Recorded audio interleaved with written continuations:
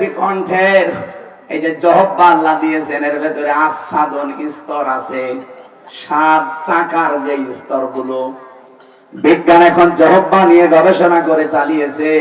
357 প্রকার জিনিস আল্লাহ জহব্বার ভেতরে আপনি দেবেন, আলাদা আলাদা স্বাদ এই জহব্বা বলে দিতে পারবে। বাংলাদেশ সহ বিশ্বের কতগুলো দেশে আমি এই ছোট বয়সে গেছি, কোন হোটেলের রেস্তোরাঁয় কোন বাড়িতে আমি আজ পর্যন্ত 357 প্রকার খাবার রান্না হতে দেখিনি। আপনি পেয়েছেন?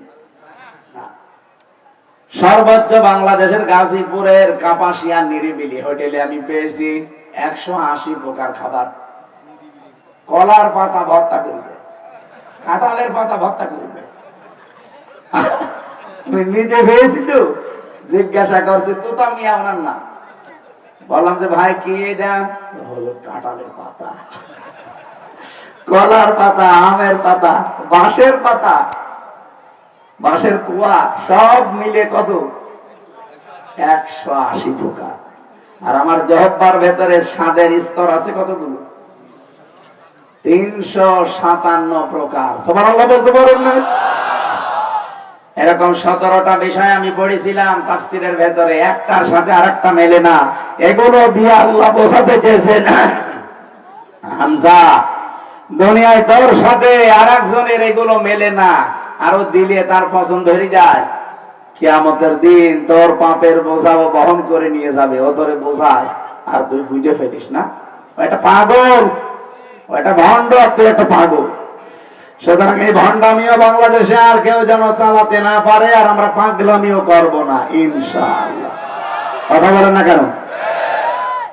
আজকের আলোচনার বিষয় হচ্ছে অভিভাবক। কি বললাম? এই সেটাই, ওটা ধরেন তো, ধরেন।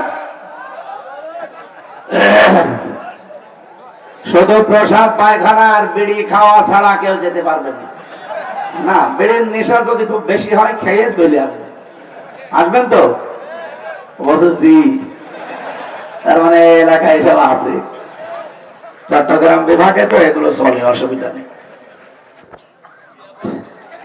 মায়েদা সূরা 120টা আয়াত আছে, মাত্র একটা আয়াত পড়েছি, আয়াতের নাম্বার 55।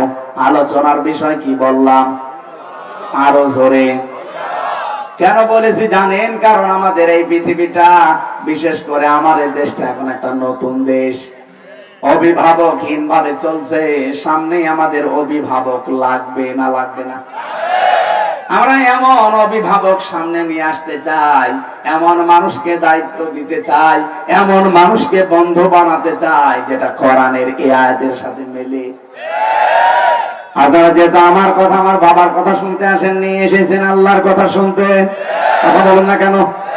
আল্লাহর কসম, এই যে কোরআন আমার সামনে, আমিও আল্লাহর কথায় ওইভাবে বলবো যেভাবে পড়ে এসেছি। সূরা মায়েদা নাযিল করেছেন আল্লাহ এই কারণে, মায়েদা শব্দের শাব্দিক অর্থ হচ্ছে দস্তরখানা। কি বলবো? কেন দস্তরখানার নামে সূরা নাযিল হলো? তামাম দুনিয়াটায় আমার আল্লাহ পাক দস্তরখানা বানিয়ে রেখেছেন। দস্তরখানার উপরে মানুষ কি খায়? বলেন বলেন বলেন। তামাম পৃথিবী আল্লাহর দৃষ্টিতে তাকান আপনি, একটা দস্তরখানার মতো সব খাবার বিভিন্ন জায়গায় আল্লাহ ছড়িয়ে রেখেছেন। নবীজি বলেন, কোন মানুষ যদি দস্তরখানায় পড়ে যাওয়া খাবার তুলে খেতে পারে, ওই মানুষ জান্নাতের হুরদের দেনমোহর আদায় করে ফেলেছে। লক্ষ্মীপুরবাসী জান্নাত পাবেন কিনা তাই জানেন না, অথচ ছোট্ট আমলটা যদি আজকে থেকে আরম্ভ করেন, জান্নাতের হুরদের যত দেনমোহর সব আমার আল্লাহ আপনার এই আমলে আদায় করে দেবে। কতগুলো আয়াতে সূরার ভেতরে আছে? 120। কত? মাত্র একটা আয়াত পড়েছি, 55 নম্বর আয়াত। এর ভেতরে দেখেন আপনি কত কথা পান। এই জন্য কোরআনের তাফসীর যদি কিয়ামত পর্যন্ত কেউ করে, আল্লাহ বলেন কোনদিন শেষ হবে না। আমরা সব কাটছাট করে সামারাইজ করে খুব অল্প সময়ের ভেতরে এটা ডেলিভারি দেব ইনশাআল্লাহ। ইন্নামা ওয়ালিয়্যুকুমুল্লাহু ওয়া রাসূলুহু ওয়াল্লাযীনা আমানু। এখানে যারা আলেম আছেন, আলেম না এখানে, ইন্নামা দিয়েছেন আল্লাহ, এর বাংলা অর্থ একমাত্র, কেবলমাত্র, শুধুমাত্র, প্রকৃত পক্ষে। আল্লাহ পাক বলেন প্রকৃত পক্ষে, অলিজন, বন্ধু, অভিভাবক, দায়িত্বশীল, গাইডলাইন দাতা, 33টা অর্থ আছে শব্দের। এখানে কথা বলে কে গো? যারা মাহফিল দেয় এরা আসলে শোনে না, এরা আন্টি শান্তিতে সময় চলে যায়। আপনি কালকে আবার এখানে ওয়াজ পাবে, এটা ভালো করে শোনেন, নাকি আপনার জন্য আজকের ওয়াজ না।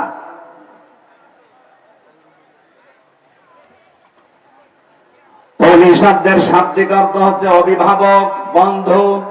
আমি বন্ধুর আরবিক রায় 33টা পেয়েছিলাম তাফসিরে। যার মানে বন্ধু, ওলি মানে বন্ধু, সাদিক মানে বন্ধু, হাবিব মানে বন্ধু, খলিল মানে বন্ধু, আশিক মানে বন্ধু। এরকম বন্ধুর আরবি পেয়েছি 33টা। ওলি তার ভেতরে একটা। ওলি মানে কি?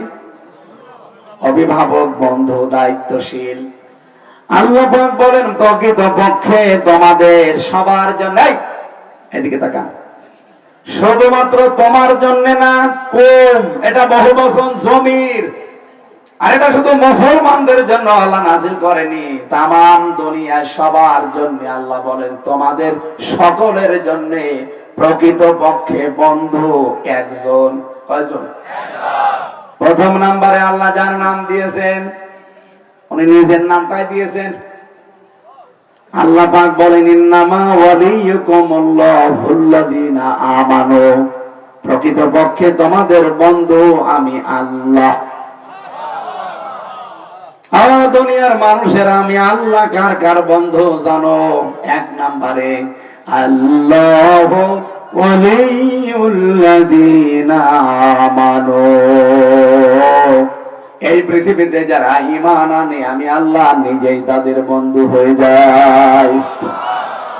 তাহলে ঈমানদারের বন্ধুকে আল্লাহ। এখন আল্লাহ যদি কাউকে বন্ধু হিসাবে গ্রহণ করে, মনে করেন এই দাড়িওয়ালা, এই মুরব্বীকে আল্লাহ বলেন উনি আমার বন্ধু, যে তোমার ঈমান আছে। ঈমান আছে কিনা এবার টের পাবেন আপনি। এই লোকটা যদি বলে যে আমার ঈমান আছে, তাহলে ওনাকে একটা কাজ এখনই করা লাগবে। ফামাইয়াকফুর বিত্তাগুত ওয়া ইউমিন বিল্লাহ, সূরা বাকারা 3 নাম্বার পারার প্রথম নাম্বার পৃষ্ঠা 13 নাম্বার লাইনে 256 নাম্বার আয়াতের মাঝের অংশে আছে। কোন মানুষ যদি বলে আমি ঈমান এনেছি, আল্লাহ বলেন আগে তাগুত ছেড়ে দে। তাগুত ছেড়ে দিয়ে ঈমানের দাবি যদি কেউ করে, ফাকাদ ইসতামসাকা বিল উরওয়াতিল ওয়াসতা লা ইনফিসামা লাহা, আল্লাহ পাক বলেন তার ঈমান এমন মজবুত রশি ধারণ করেছে যা জীবনও ছিঁড়ে যাবে না। তাহলে ওনার এত বড় দাড়ি, এত বড় জুব্বা, এ বয়স দেখলেই হবে না ঈমান আছে না। ঈমান আনতে হলো ওনার আগে কাজ তাগুত ছেড়ে দেওয়া। এখন তাগুত কি? তাগুত হচ্ছে ওই শক্তি যে আল্লাহর হুকুম নিজে মানে না, অন্য কেউ মানবে, মানতেও দেয় না। এই তাগুত বাংলাদেশে নেই। এখন ওনার ঈমান আছে কেন উনি নিজেই টের পাচ্ছেন। অনেকে তাগুতের সাথে সম্পর্ক রেখে ঈমানের দাবি করছে, না তাগুত ছেড়ে দিয়ে ঈমানের দাবি করছে? বলেন, ওনার নিজের কাছে প্রশ্ন, উনি নিজে করুক। তাগুতের 2 নাম্বার অর্থ হচ্ছে মানুষের তৈরি করা আইন। যারা মানুষের তৈরি করা আইন এই পৃথিবীতে কায়েম করতে চায় তারা তাগুত। আল্লাহ বলেন ঈমান আনতে হলে আগে ওটা ছেড়ে দেওয়া লাগবে, তারপরে দাবি কর। এই পয়েন্টটা এসে বাংলাদেশে বহু মানুষ ধরা খাচ্ছে, খাবে। আমরা নেই। কারা কারা আছেন হাত তোলেন তো। কথাকে বুঝে হাত তুলছেন নাকি রওশনের সাদের মতো তার কাটে গেছে? খেয়াল করে কথা শোনা লাগবে, পাগলামি করার জিনিস না।